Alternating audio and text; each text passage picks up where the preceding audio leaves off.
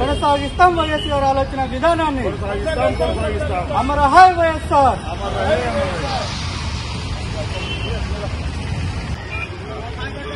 మిత్రులారా, గత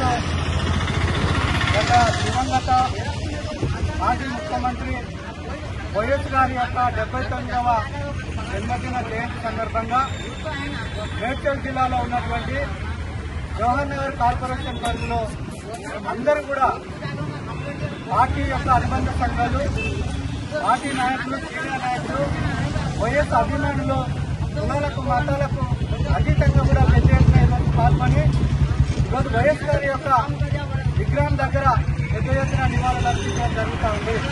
కాబట్టి మిత్రులారా, వైఎస్ గారు తీసుకున్నటువంటి సంక్షేమ పథకాలు ఏవైతే ఉన్నాయో ఈ రాష్ట్రంలో ఆయన యొక్క ముఖ్యమంత్రి కాలంలో తీసుకున్నటువంటి సంక్షేమ పథకాలు అన్ని కూడా దేశానికి ఆదర్శంగా ఇచ్చినటువంటి సందర్భం.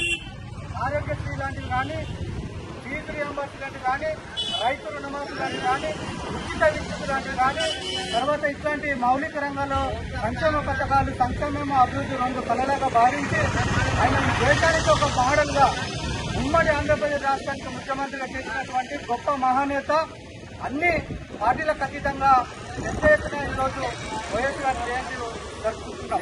కాబట్టి మిత్రులారా, భవిష్యత్తులో కూడా అదేవిధంగా ఆయన శిష్యులుగా ఉన్నటువంటి ఇప్పుడు డిప్యూటీ సీఎం బట్టి విక్రమార్క గారు కూడా ఆయనను అనుసరించి ఆయన కూడా ఈ రాష్ట్రంలో పెద్ద ఎత్తున ఒక 4 నెలలు దాదాపుగా 1400 కిలోమీటర్లు నిరంతరము ఆయన అడుగుజాడలో నడిచి ఈ రాష్ట్రంలో మళ్లీ డిప్యూటీ సీఎం బట్టి విక్రమార్క గారు కాంగ్రెస్ పార్టీ ఈ తెలంగాణ రాష్ట్రంలో అధికారంలోకి తీసుకురావడానికి కారణం వైఎస్ గారే దానికి పునాది అని ఆయన ఆదర్శమని ఈ సందర్భంగా గుర్తు చేస్తా ఉన్నా మిత్రులారా. కాబట్టి భవిష్యత్తులో కూడా వైఎస్ ఆలోచన విధానం కానీ, కాంగ్రెస్ పార్టీ విధానం కానీ మళ్లీ ఈ రాష్ట్రంలో మళ్లీ పునఃప్రవేశించాలంటే మళ్లీ కాంగ్రెస్ పార్టీ రాబోయే ఎలక్షన్లో పెద్ద ఎత్తున మనము ఆయన ఆశయాలను నిలబెట్టే విధంగా ఇక్కడ ఉన్నటువంటి మిత్రులందరూ కూడా మళ్లీ ఆ వైపు పనిచేస్తామని ఈ సందర్భంగా గుర్తు చేస్తా ఉన్నాం.